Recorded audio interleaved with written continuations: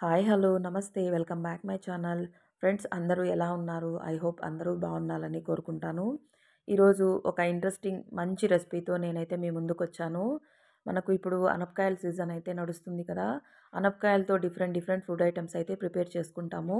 ఈరోజు నేను అందరికీ తెలిసిన రెసిపీనే, కాకపోతే మా ఇంట్లో ఎలా ప్రిపేర్ చేసుకుంటాము, అలాగే ఈ రెసిపీని డిఫరెంట్ ప్లేసెస్‌లో డిఫరెంట్‌గా ప్రిపేర్ చేసుకుంటారు కదా! మన పల్లెల్లో ఎలా ప్రిపేర్ చేసుకుంటామన్నది నేనైతే మీకందరికీ కూడా షేర్ చేస్తున్నాను. ఇందుకోసం నేనిక్కడ అనపగింజల్ని ఒక కుక్కర్‌లోకి అయితే తీసుకొని, ఒక 5 పచ్చిమిరపకాయలు, కొంచెం ఉప్పు వేసి, ఒక 2 విజిల్స్ వచ్చేంత వరకు ఉడకపెట్టుకోవడానికి పెట్టేశాను. తర్వాత దీన్ని ఇంకొక పొయ్యి పైన పెట్టేసి 3 గ్లాసెస్ ఆఫ్ రైస్‌ని సంగటి కోసం పెడుతున్నాను. ఫ్రెండ్స్, మనలో ఎంతమందికి సంగటంటే ఇష్టం ఉండదు చెప్పండి? చాలా మందికి సంగటంటే ఇష్టం. కానీ మేబీ వాళ్ళకు అది అవ్వకనో మరి ఎందుకో తెలీదు. చాలామంది బయట కొనుక్కొని మరీ తింటారు. ఇందాక ఉడకపెట్టుకున్న గింజలైతే లిడ్ అంతా ఓపెన్ అయ్యాక నేనిలా వాటర్ అంతా కూడా సపరేట్‌గా అయితే చేసుకుంటున్నాను. ఈ రెసిపీ ముందు కాలం మన అమ్మమ్మలు, నానమ్మలు చేసిన రెసిపీ అండి ఇది.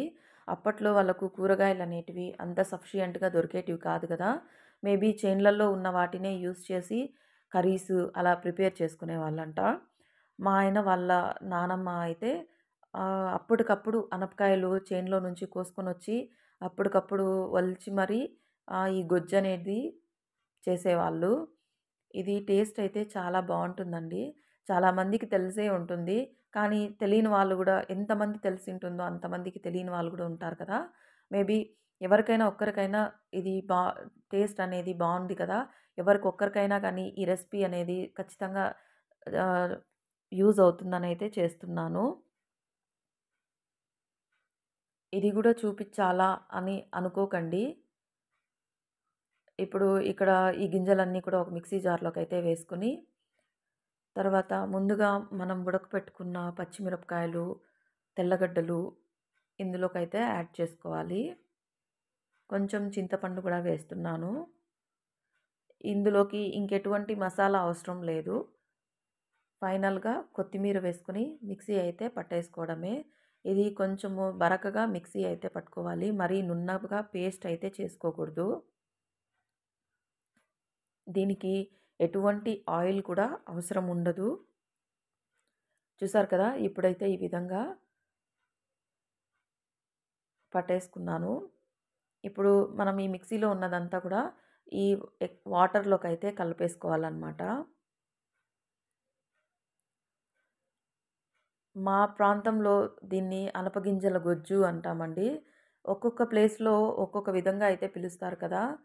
మనకు ఇప్పుడు మన పుంగనూరైతే అట్లా తమిళనాడు, ఇట్లా కర్ణాటక, ఇట్లా మనమైతే బార్డర్‌లో ఉన్నాం కాబట్టి, మనం చేసుకునే వంటలైనా, మనం మాట్లాడే భాష అయినా అంతా కొంచెం మిక్స్ అయ్యి ఉంటుందని నేనైతే అనుకుంటాను.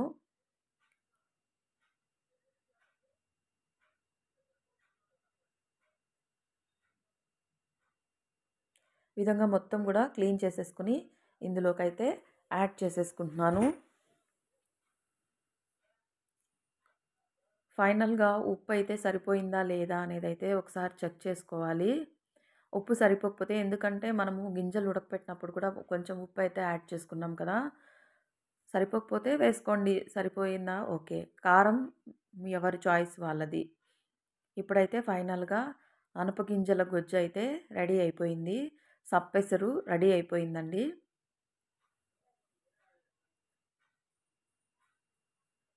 నాకైతే కొంచెం సాల్ట్ అయితే సరిపోలేదు. నేనైతే వేసుకున్నాను.